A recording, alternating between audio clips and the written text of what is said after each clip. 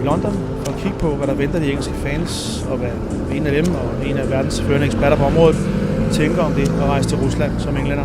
For alle med et farvefjernsyn husker nok, hvordan det gik, da der var EM i 2016. En form for elitestyrke af russiske toptrænede hooligans gik til angreb på engelske fans i Marseilles gader. Det var mildt sagt noget af et voldsomt cirkus. Russerne ville helt tydeligt vise, at nu var de altså de store, stærke hooligans, der kunne smadre de engelske. De gjorde det så også ret effektivt, men hvad der fulgte efter var ganske bizarrt. Den russiske toppolitiker og medlem af det russiske fodboldforbund roste simpelthen de russiske overfaldsmænd for at gøre Rusland stolt. Og Putin sad og grinede lidt i det skæg, han ikke har, og sagde, at han ikke forstod, at så få russere kunne tæve så mange englændere. Men altså, ifølge de englænder, jeg kender, så var det ikke specielt underligt, de kunne det, for langt de fleste af de overfald var slet ikke hooligans, siger de. Og mange er vrede over, at russerne overfaldt, hvad de ser som almindelige fans, og så udråbte sig selv som de store, stærke sejrherrer. En kammerat, jeg har herovre, skrev dengang til mig, at han ville ønske, at de britiske myndigheder ville ophæve karantænerne for de 1900 mennesker, der er i det britiske hooliganregister, og simpelthen lade dem rejse til Frankrig og ordne de her russere. Når man er i det her register, så betyder det, at man en uge før slutrunden skal aflevere sit pas, og først får det tilbage efter turneringen er slut. En uges tid efter, så vidt jeg husker. Og i mellemtiden skal man så melde sig på politistationen løbende for at vise, at man ikke er svømmet over kanalen. Jeg skal nu mødes med Richard Kingdon, der er Crystal Palace-fan og følger England i tykt og tyndt i udlandet.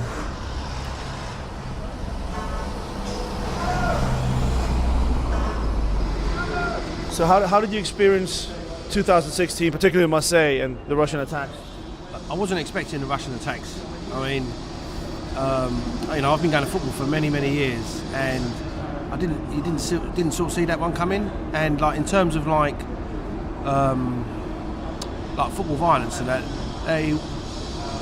I've never seen anything like that. I mean, I've been around a lot of violence over the years, and I've been around a lot of football violence over the years, but not seen more like a military operation. It wasn't really football violence. It was like, we was all there, all like England fans, and a lot of people there was, they was having a good time. It was like, these are our flags and the pubs, and people was drinking and they was being, just singing. And then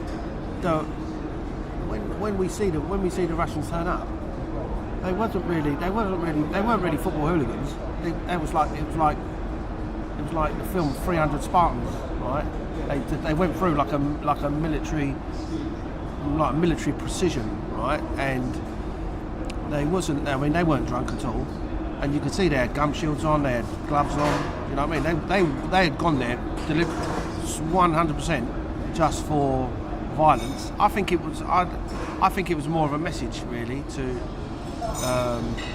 England and to Europe from Russia. I don't think that was, because you could see, I mean, even when people come out of pubs, they're throwing fists and they're throwing punches, but these were so precise.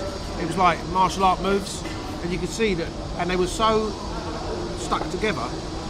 You know what I mean? It was so it was really like, it was a bit weird, because it wasn't like the carnage, because in like, usually in football it goes there and then it goes there and it goes there. Do you know what I mean? So you get that, but it wasn't really like that. It was more like cause violence and then out. So there wasn't, do you know what I mean? They didn't hang around. But they were pretty brutal, I've got to say, and they were all big lumps. There was no everybody there was going to have a fight. So usually if you get a big mob, there's all different types of people, isn't there? There's fat people, thin people, kids. Do you know what I mean? People who are like, these were like 25, 35-year-old blokes, big guys, who had all the moves, and they just went in, and they was very, and I was very surprised, because the French police just stood back. They stood back and watched it, which is quite unusual as well. But I didn't realise until I got back from France that, because they've all got weapons, they can't get involved in case you took their weapons off them. So that's the reason why they stood back. All they used was tear gas, so we got tear gassed. I've been tear gassed before, so it was no. Afraid they were going to steal their guns or whatever. They was in case they take their guns and use them on them, And so, I mean, I've been. It was. I think it was sad, because I saw a lot of younger people there who they was out of their comfort zone, like, do you know what I mean? And I suppose because I've been going to football for so long, I've been in, I was in like in the 80s and the 90s when it used to really kick off. you know. And a lot of the kids, a lot of the people out there they was in their young 20s, the England fans. They hadn't witnessed that before, unless they've been watching like Green Street Green and things like that. So they hadn't really. They was well out of their depth. So it wasn't a mob of hooligans they attacked? No, it was they just attacked England fans. So and in a way it was cowardly, really. Do you know what I mean? And also in a way, they know full well that all the England thugs and all the people who were going to cause trouble, they were on banning orders, right? They're not going to be there. So they really bullied like innocent like football fans. I thought. So I thought it was a cowardly attack. You know, there was people that was drunk. They didn't see it coming. I think because I was sober and I was there, I was. It was surreal. It was like I was in the middle of it, but I was like, you know, sort of seeing it, and I could see what was going to happen. And I was with somebody else who was sober with me as well, and I just said, this is what's going to happen. Bang, bang, bang, bang, bang, and it went exactly the way it was. And I think because we was. And you know they were bullies, really. Do you know what I mean? They were really bullies. They weren't football hooligans like, you know, you go for a fight at a football match like years ago. You know, one mob against another. It wasn't like that. So it was a bit weird. So looking forward to going to Russia, are you worried? I'm not worried at all. No, I'm not worried because one, I mean, I've had a lot of experience around football over the years. I can read situations, I can read people pretty quickly. I think if you're vulnerable, right, and you're off your head, then you're going to be in trouble. But I think if you go out there and you've got your wits about you, I think you can read it. So, you know, I know that I'm going to go out there and have my wits about me. You're not worried for yourself, are you worried for your other England fans? Well, yeah, but what part of what we'll do is we will look out for each other. I know that, you know, where we're going, there's 1,600 tickets, right, in England, Belgium. And I know there's 13 coaches going from Genpres, so we're all going together as a group. So as 13 coach loads going in a group, you're going to be pretty safe. Do you know what I mean? Because like I say, what I saw, they were more bullies. I don't think they'd attack a big mob of England fans. So you're going for one game, right? Would you normally have gone to more? I would have done, but it was very expensive, Russia. Hotels are very expensive. And I think because the distances around it was like so vast. I mean, for Volgograd on Monday compared to like Kaliningrad, like England, it's like another side of the world. And it was so expensive. And I also thought if you go in and out, you're much more likely to be safe. I think travelling around, you could become a target. You know what I mean? Because I can't speak Russian. So you have given it some thought? Oh, absolutely. I've given it some thought. Yeah. So, you know, and that's you know, I think, you know, in life you need to give thought. I mean, I give thought when I come to work in the city. You know, you're going to look around your environment. You're going to check things out. I think age gives you a bit of wisdom, really. Do you know what I mean? So yeah, of course, I check things out, but fear don't stop me from doing things. You know, I've had lots of people say to me, "You're mad going to Russia and all that," and I really am not bothered going to Russia. So is it your impression that many fans have done what you do, only go to one match, change travel plans compared to what they would have done in another country? Yeah, I mean, the other people I know who are going, they're going to different games, but they're going in and out. They're not staying, so they're going into Volgograd, out back to England, into Kaliningrad, back out. So no one's travelling around. So do you know what I mean? So I think that is because of security. Yeah, I think so, definitely. So I think, you know, you've got to be sensible, and you know we are targets. There's no ifs and buts about it, because of maybe our history back in the day. You know what I mean? I mean, we were the top reputation of you know, football hooligans and a lot of these countries they're only just allowed out to play now because they've had the walls up, and you know what I mean, and they all think we're back in the 80s and the 90s, so you know they're lost in the time warp. It's not like that no more, football. I mean, the interviews after where they wrote on Twitter and whatnot that they wanted to show that they were now the best hooligans. Does anyone dispute that? No ifs and buts about it. Do you know what I mean? But I mean, if that's the crown that they want at the moment, good luck to them.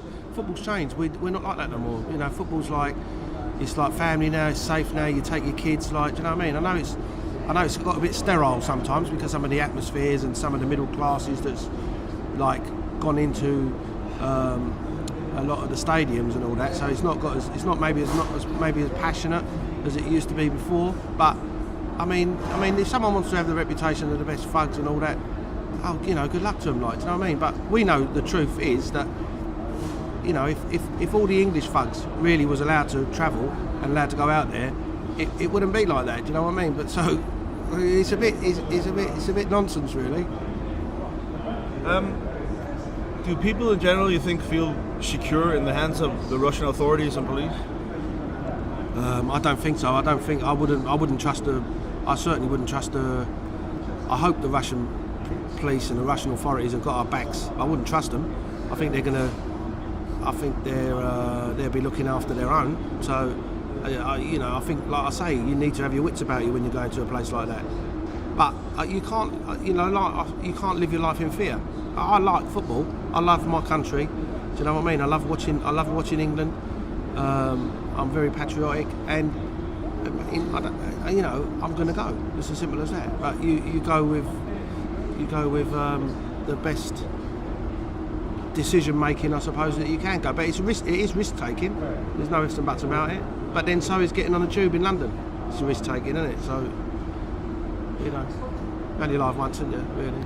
I don't want to get old and go, oh, I wished I'd gone there, I wished I'd gone there. I wouldn't want to be watching the World Cup next week going, why didn't I go? And I know that's what would happen if I hadn't have gone. Do you know what I mean? So, and I reckon I'll be pretty surprised if there is any shit out there. I think the Russians will crack down on the ultras and all that. Do you know what I mean? I really think they will. And it's hard because if they do come to attack you, what are you meant to do? Are you meant to fight back? Do you know what I mean? So it's like, I don't trust fighting back because you don't know what's going to happen, you know, because I don't want to fancy going end up in a Russian prison somewhere. I mean, Jesus, that'd be a nightmare, wouldn't it? Fuck that. So how much space does this take up in your head, the risk of going? I'm aware of it, but it's not the main driving force. I'm looking forward to it. I really am. I'm thinking, you know, it's going to be a good experience. I'm looking forward to, you know, going to a different country. Do you know what I mean? Going to watch my team, going to support there, say I was there. Do you know what I mean? So I'm really not bothered about it. And you know what? I've been around a lot of violence in my life. You know, and I'm not really scared of a few fucking Russians. I really ain't. I've seen a lot worse over the years. Where? Fucking all over England, like, you know what I mean? Like, you know. You know, football years ago it used to be crazy. You know, it wasn't. You know, I've seen people being stabbed, glassed. You know, none of that stuff was happening over there. There was a few, right? There was a few kicks and a few punches and all that, but that was nothing compared to the violence of what used to happen in England. You know, people used to go like, you know, fucking machetes, clubs. You know, well, you know, I mean everything was going. Fucking big garden darts, Black & Decker garden darts. Fucking, I mean, like, you know, bats. I mean, like, you know, lots of things. You know, I've been at football. I've been in football where people have been killed whilst I've been there. So I know that's really sad, but it's all part of the experience, really, of life, isn't it? Really. You think the Russian security forces will actually do what they promised and come down hard on these guys? I think so, because it's going to make Russia look mugs if they don't. It's going to make the Russian government look weak if they don't, because, you know, it's what it's saying, it's lawless, and you know it's not. You know that if Putin wants there to be trouble out there, there'll be fucking loads of trouble out there. But if Putin don't want there to be no trouble out there, there will be no trouble out there, because they're not fucking stupid. They'll be more terrified of the Russian authorities than what the England fans will be. You know what I mean? What about the whole situation between England, with Britain, and Russia, and all the craziness? What about it? Is that something that people think about? I don't think about it really. I mean, fucking hell, we you know, we've been at war all our bloody history, haven't we? If it ain't the French, it'd be the Spanish, the Germans. You know, I thought there would have been more trouble out in England, Germany in 2006 we had 2 world wars against them. Do you know what I mean? So I'm really not bothered about it. I don't think we haven't got a lot of history of Russia, with warring with Russia. I think Russia have been on the same side a few times. Do you know what I mean? In the past, I think I'm not too clever on history, but I think Waterloo. I think we would. Yeah, I think you're right. I think the Russians and the English was against the French and all that. So we've got. I don't think there's any animosity. There might be animosity with the politicians and all that, but they're all fucking bullshitters. Like, but I think in terms of like the people, I've got nothing. I've got no bad feelings towards the Russians. And I don't. There's no hatred towards. I don't think we've grown up with hatred towards the Russians. I think it's more about. It'd be more likely to be about the French than the Germans. Do you know what I mean? Or maybe Italians.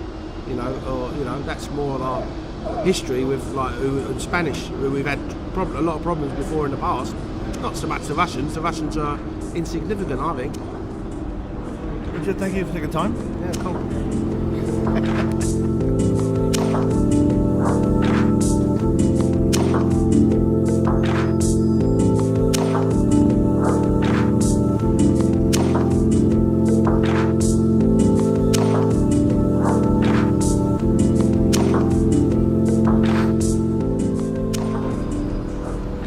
Efter de russiske myndigheder grinede lidt af det hele i forbindelse med 2016, så gik det op for dem, at selv FIFA nok har grænser. Og så begyndte de at slå hårdt ned mod de her fans. Massevis af russiske hooligans på karantæne, der går til efter VM i hvert fald. Og man har indsat FSB, det der gamle dag hed KGB, altså efterretningstjenesten. Der har man indsat en agent i hver af de, blandt andet de 11 Moskva-klubber, som skal holde øje med, hvad der foregår. Men vi har altså at gøre med nogle store grupper her, som kan være svære at styre. CSKA og Spartak Moskva kan med samle op mod 500 voldsparate mænd hver. Og mens de engelske hooligans efter mit indtryk som udgangspunkt kommer for at se fodbold og hygge sig som første prioritet, der er ikke en ordentlig røffel bajer, og hvis der så bliver noget ballade, så er det super. Så er der mange af russerne, der virker som om det er volden og jagten, der er det vigtigste. Og de ville altså vise, at de var de bedste hooligans over for englænderne sidst. Jeg husker en britisk Moskva-korrespondent skrive på Twitter i denne efter, at det var de 300, der havde råd til at tage til Frankrig, og de andre venter i Rusland i 2018. Nu er jeg på vej en lille times tid ud af det centrale London for at mødes med Alberto Testa, en af verdens førende akademikere, når det handler om ekstreme fodboldfans. Han har blandt andet fulgt de italienske ultras i mange år. Han har også kigget på spektret mellem magt, fodbold og penge, og er i gang med en bog om fodbold, mafiaen og ballade. De russiske hooligans havde før EM i 2016 i stor udstrækning gode forbindelser til de forskellige politiske partier, der faktisk værvede i de her fodboldrækker. Men siden de så slog hårdt ned på de selv samme fans, så føler flere af de her fans, at de er blevet faldet i ryggen af de her politikere, der har indført strenge straffe mod dem. Blandt andet så er det nu en overtrædelse af en terrorparagraf, hvis man affyrer et romerlys på stadion.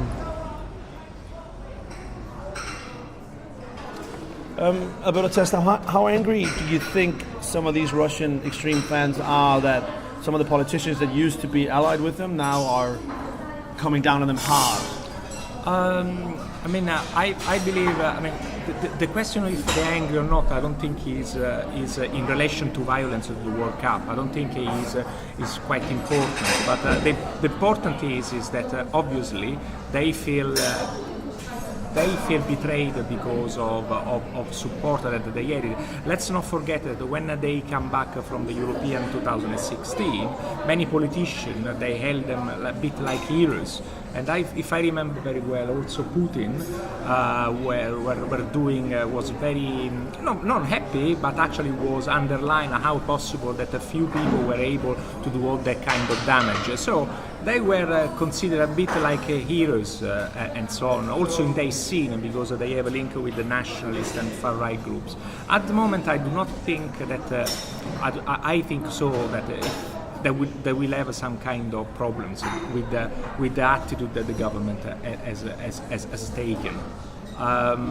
But I believe that what will happen is that they will think twice before then do the same kind of things that they did it in the European 2016. Because they're worried what will happen to them if they do it. No, very because of what happened. I mean, Russian legislation has become much more tough. They risk quite a lot of years of imprisonment. They have introducing also identification kind of card for the groups. It will be very difficult.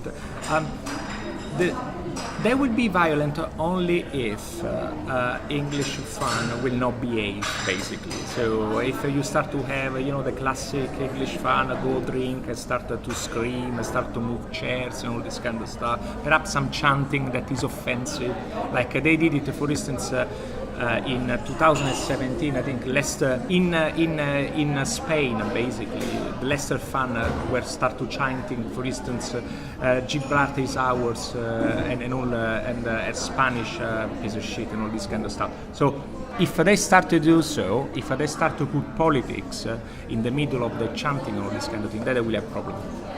So if English fans drink and are loud, there will be problems. Do you see English fans not drink and not be loud?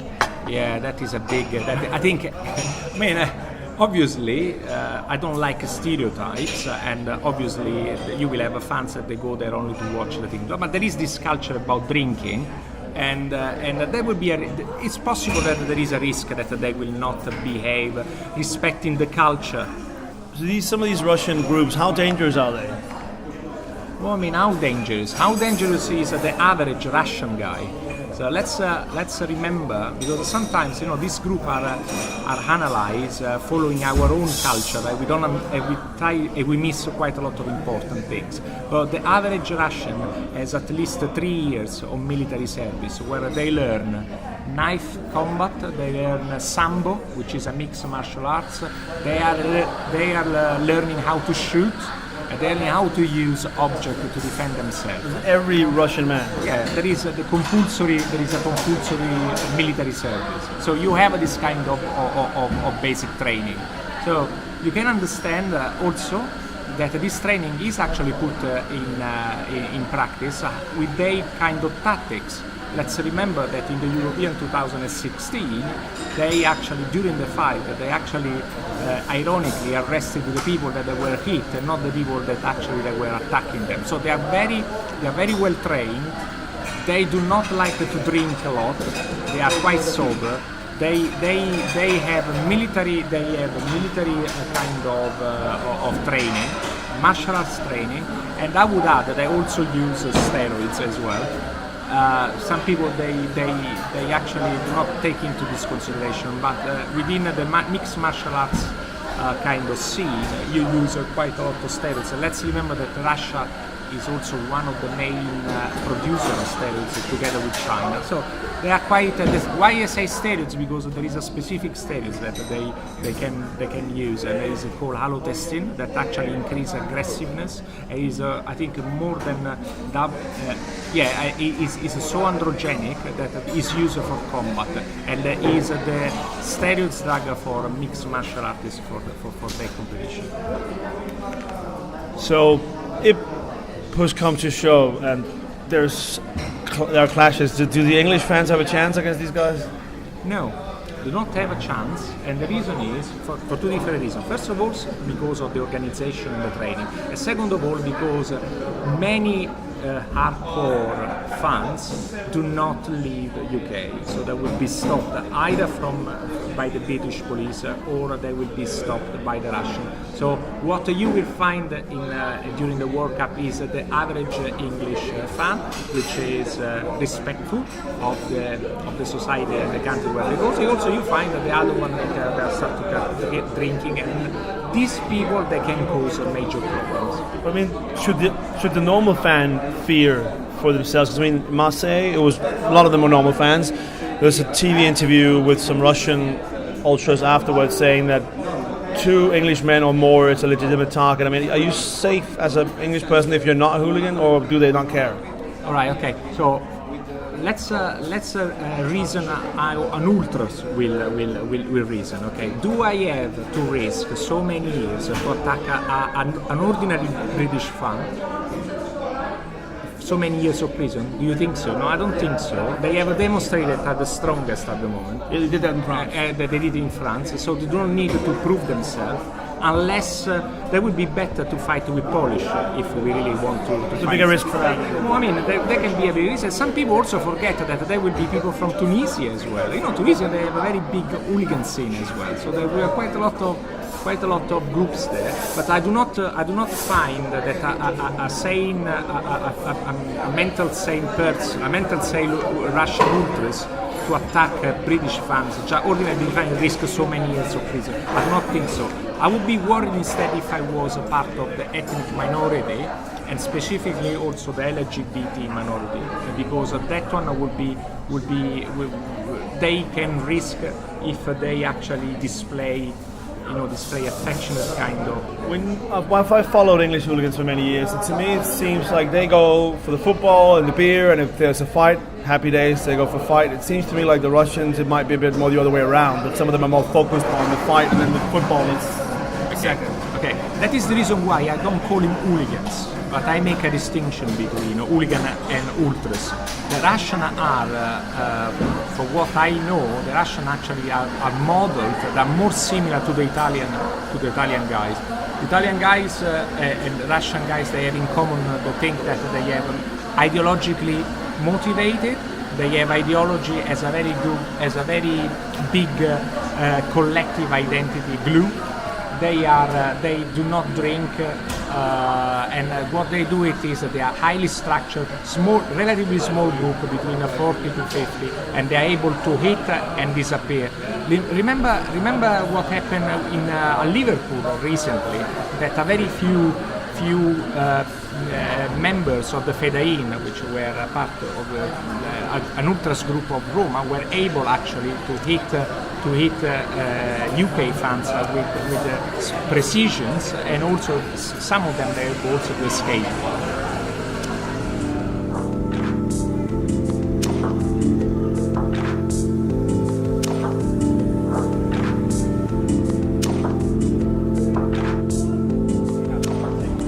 Der er også storpolitik i det her.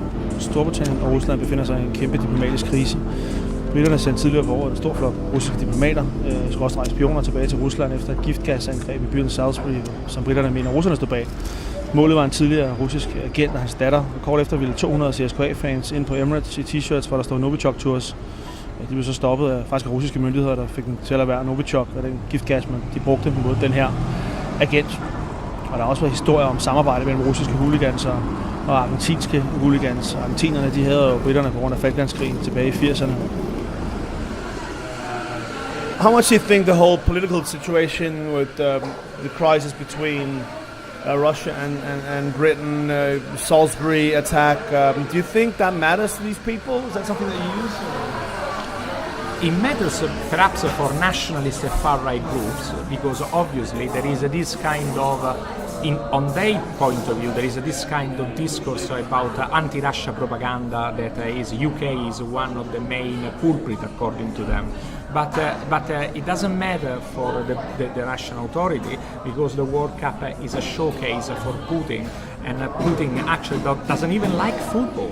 He likes hockey. Yeah, like hockey, and he's a martial artist. Remember, Putin is also a big friend of a very weird guy called Steven Seagal. So, and we know about him, he's Aikido kind of stuff. So Putin is a judo player, he's a person that I don't think like football, but though to obviously to show control of the country, and so would be quite, let's say, use it a very diplomatic term, pissed off if something will happen. And so what's your advice for English fans going? My advice for the English fan would be, one is a very normal common sense advice. If you are outside of the stadium, do not display any kind of sign that you are from Britain and you are supporting England team. Also, very important is respect the country.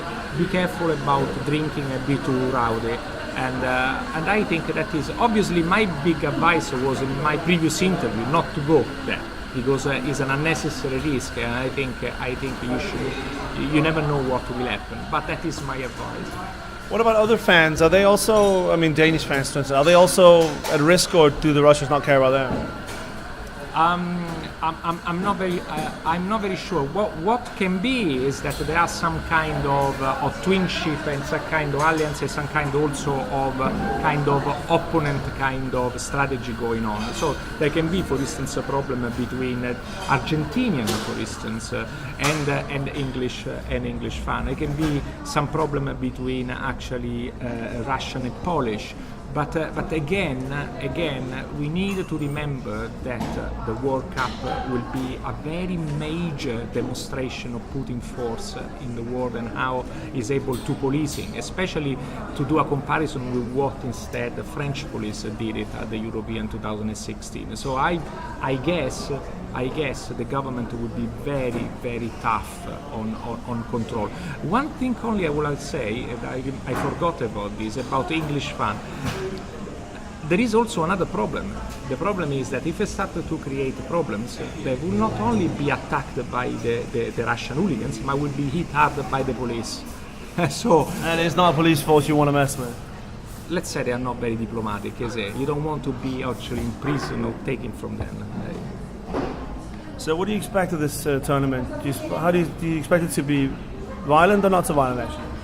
I mean, let's hope so. I don't want to be at the end someone said, oh, you said no and then happened. But yeah, I mean, for what I think, in theory, it will not be a violent, it will not be like the European 2016. A lot of control of the police, a lot of no-go area, a lot of check on alcohol to prevent rowdy people to get drunk and to give an opportunity, an excuse for this nationalist group.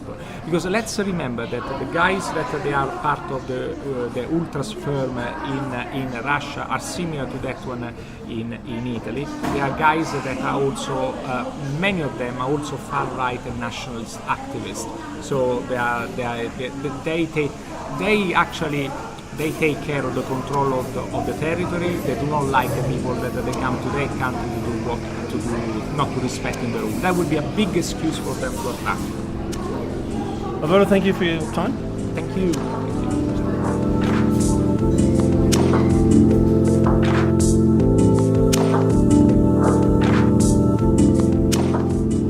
Det var alt for denne uges Genpres.